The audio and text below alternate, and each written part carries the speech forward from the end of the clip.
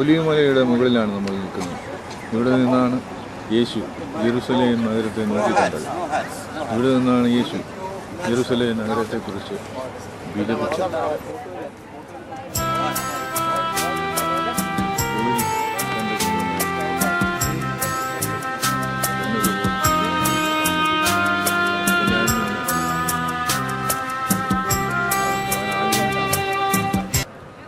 എങ്കിലും യെരുശലേമേ യെരുശലേം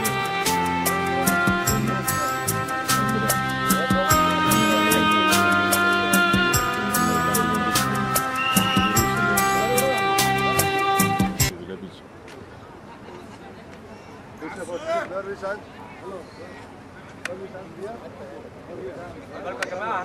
നമ്മൾ ഒലിവുമലയുടെ മുകളിലാണ് നിൽക്കുന്നത് നമുക്ക് മനസ്സിലായി. ഇവിടെ നിന്ന് നേരെ മുമ്പിൽ കാണുന്നത് യൂതന്മാരുടെ കല്ലറ. ഇന്നലെ നമ്മൾ ആ റോഡിൽ കൂടെ വണ്ടി പോകുന്ന റോഡിൽ കൂടെ പോകുമ്പോഴാണ് ഇവിടെ കണ്ടത്. ഈ തൊട്ട് താഴെ കാണുന്നതാണ് കിദ്രോൻ താഴ്വര. അവിടെ ആ സ്വർണ്ണ നിറമുള്ള ഉള്ളിയുടെ നിറമുള്ളതായ ആ ചർച്ച്, അതാണ് റഷ്യൻ ഓർത്തഡോക്സ് ചർച്ച്. അതിൻ്റെ തൊട്ട് മുകളിൽ കണ്ണുനീർത്തുള്ളിയുടെ രൂപത്തിലുള്ള പള്ളി നമ്മൾ കാണുന്നുണ്ട്. ഈ കഴുതപ്പുറത്ത് ഈ താഴേക്ക് പോയപ്പോൾ അവിടെ വെച്ചാണ് ജെറുസലേം നഗരത്തെ നോക്കി വിലപിച്ചതായ സ്ഥലമാണ്. അതിൻ്റെ ഓർമ്മയ്ക്കായിട്ടാണ് ആ പള്ളി അവിടെ പണിതിരിക്കുന്നത്. അതിന് തൊട്ട് താഴെ സ്വർണ്ണ നിറമുള്ള ആ ഡൂമിന് തൊട്ട് താഴെയാണ് ഗെത്സെമൻ തോട്ടം സ്ഥിതി ചെയ്യുന്നത്. നമ്മൾ അവിടെ വെച്ച് ചർച്ച് ഓഫ് ഓൾ നേഷൻസിൻ്റെ പള്ളി കണ്ടു. അത് ഇവിടുന്ന് പള്ളി ഇവിടെ നിന്ന് കാണുന്നില്ല, ആ വൃക്ഷങ്ങളുടെ ഇടയിൽ ചർച്ച് ഉണ്ടാവും. അവിടെ അന്ന് പെസഹ വ്യാഴാഴ്ച രാത്രിയിൽ യേശുവിനെ ആ ഗെത്സെമൻ തോട്ടത്തിൽ വെച്ച് യൂതന്മാർ വന്ന് യൂദാസ് ചുമരം കൊണ്ട് ഒറ്റിക്കൊടുത്തു, അറസ്റ്റ് ചെയ്ത് കിദ്രോൻ താഴ്വര വഴി താഴെ കാണാമോ ചുവന്ന ഓറിന്റെ കെട്ടിടത്തിന്റെ തൊട്ടിപ്പുറത്ത് അവിടെയാണ് കയ്യപ്പാസിന്റെ അരമന ഒരുക്കിയത്. ലാസ്റ്റ് സപ്പർ റൂം കാണുന്നതാണ് ഡോർമിഷൻ എന്ന് പറയും. നേരെ കാണുന്നത് ഒരു ക്രെയിന്റെ പടം കാണുന്നുണ്ടല്ലോ.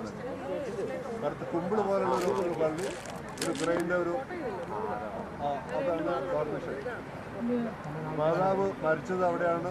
യേശുവിന്റെ മരണശേഷം ശിഷ്യന്മാർ മാതാവിനോട് പ്രാർത്ഥിച്ചിരുന്ന സ്ഥലമാണ്. അവിടെയാണ് പന്തക്കുസ്ത നടന്നത്. അതിന് തൊട്ട് ചേർന്ന് കാണുന്ന പൊക്കം കൂടിയ ഒരു പില്ലർ, അതാണ് സെനക്കിൾ. സെനക്കിൾ എന്ന് പറഞ്ഞു കഴിഞ്ഞാൽ ഈ ലാസ്റ്റ് സപ്പർ നടന്നതായ സ്ഥലം. സെനക്കിളും അതുപോലെ തന്നെ ഡോർമിഷനും നടന്നതാണ്. ആ ഡോർമിഷനാണ് നാളെ നമ്മൾ കുർബാന അർപ്പിക്കുന്നത്.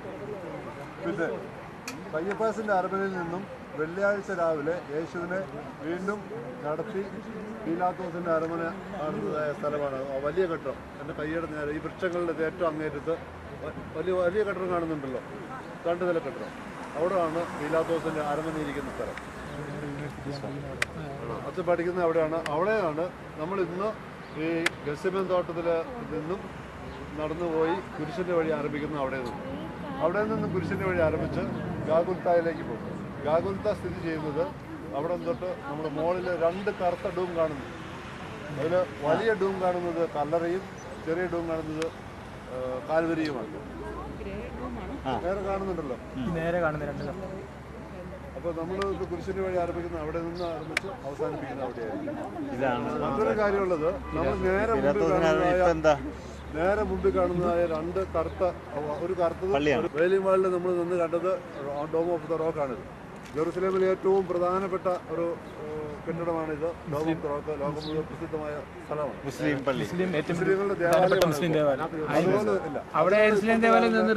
ജെറുസലേം ദേവാലയം ഇരുന്ന പ്രധാനപ്പെട്ട സ്ഥലത്തുള്ള ഫുഡ് സ്റ്റെപ്സ് ഓഫ് ജീസസ് എന്ന് പറയാവുന്നതാണ് ഈ തകർന്നു കിടക്കുന്നതായ സ്ഥലങ്ങൾ.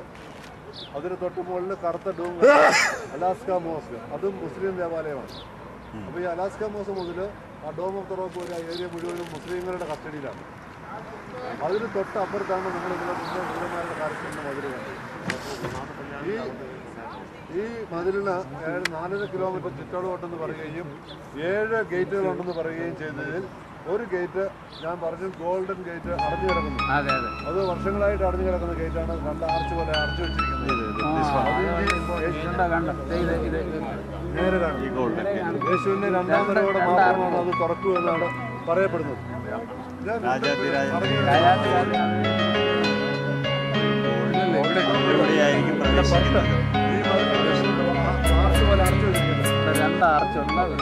അതാണ് ഗോൾഡൻ ഗേറ്റ്. കല്ലറയാ.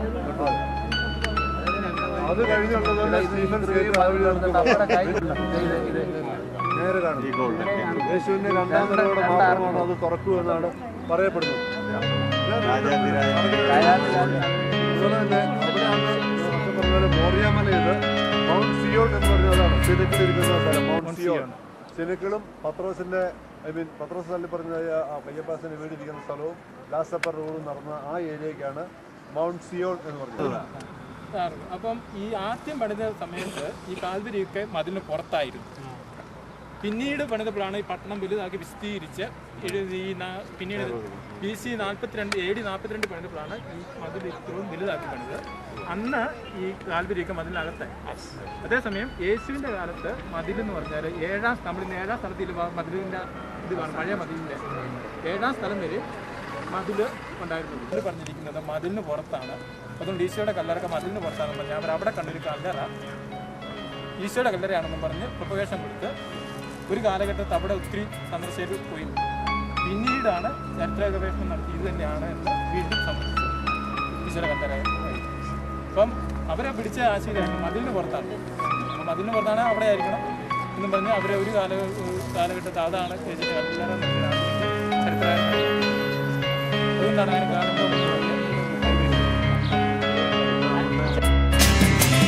സ്വർഗസ്ഥനാം പിതാവേ, നിന്നാമം പൂജിതമാകണമേ,